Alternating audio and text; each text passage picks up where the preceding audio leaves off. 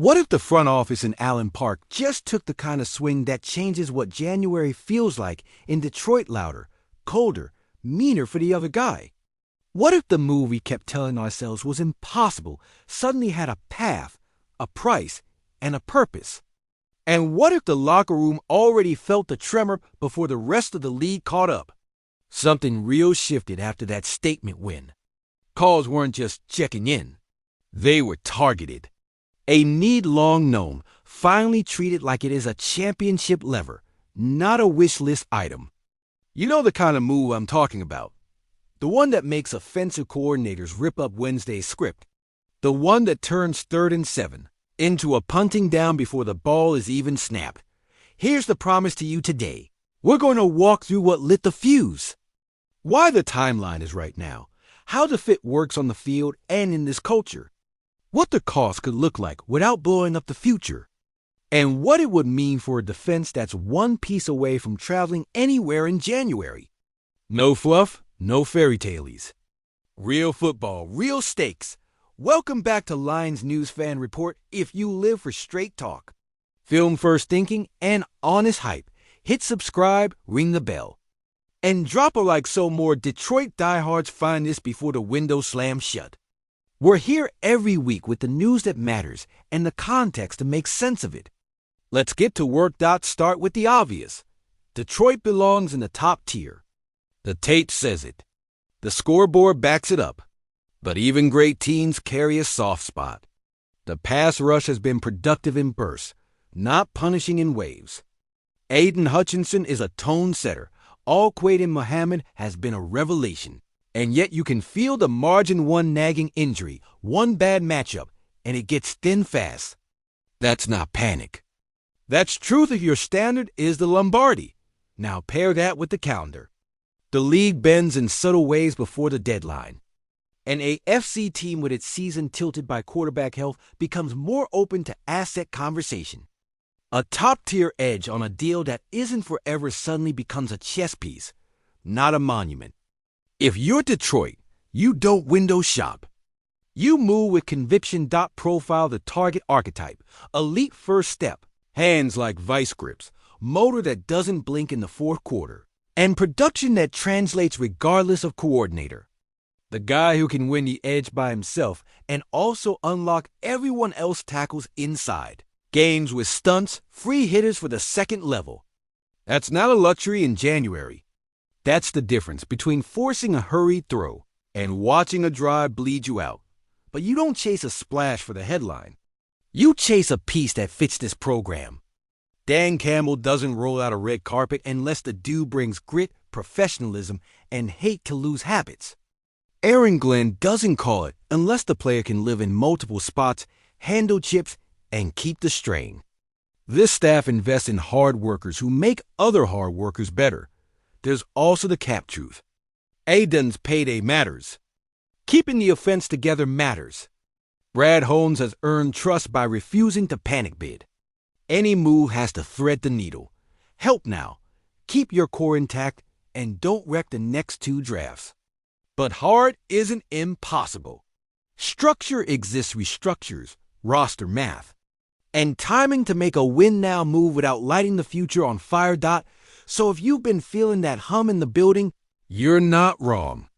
This was the week where monitoring turns into positioning. This is where the whiteboard names shrink to one line in bold marker. And this is where I stop dancing around it and tell you the name that checks every box. Detroit cares about. The move on the table. Trey Hendrickson to the Detroit Lions. That's the headline the league would feel in its chest. On the field, Hendrickson brings violence at contact, compact rush lanes, and a finishing rate that punishes quarterbacks who hold the ball a tick too long. He wins with get-off, leverage, and relentless effort. Pair him with Hutchinson, and you don't just add production, you change the geometry of protections. Slide to Aiden, and you leave a right tackle on an island. Help outside, and your interior starts to breathe fire. Third down becomes a menu. Wide 9 heat, TE gains, 5-man creepers, simulated pressure that looks the same before the snap and plays different after it. In the room, the fit is clean.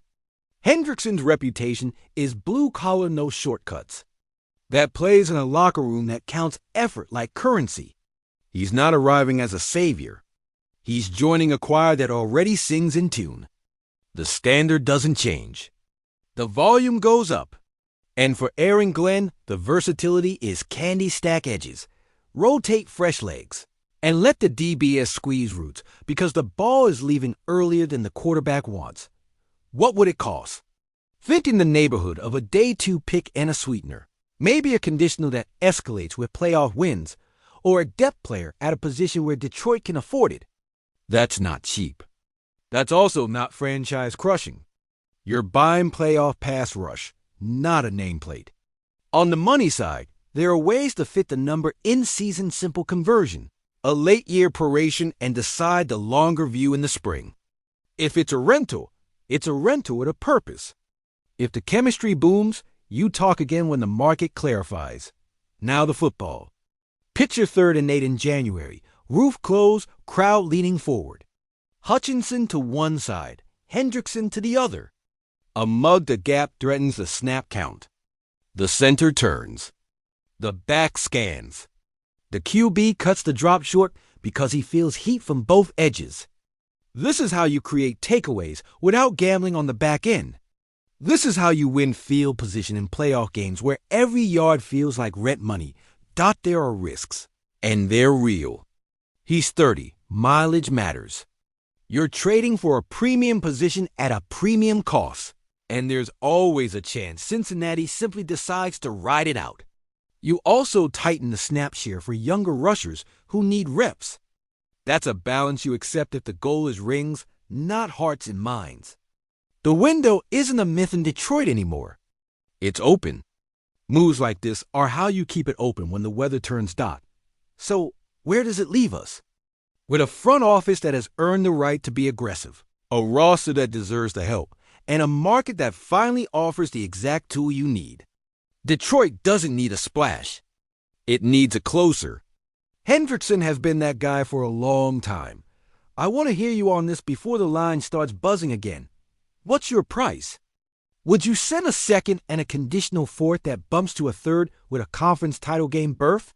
Would you toss in a depth lineman to make the numbers work? Which young player is off limits for you no matter what? Drop your take below, because this is the kind of decision that tells the league who we are and what we're chasing right now. My view. This is the exact kind of calculated swing you make when you're done being a good story and ready to be the last team standing. Hendrickson would make Detroit better on every meaningful down in January. And yes, this is analysis, not an announcement. It's a well-sourced idea circling the league, not an official transaction. Until pen meets paper, treat it as informed speculation and my opinion as a reporter who believes the fit is real. The window is real, and the time is now.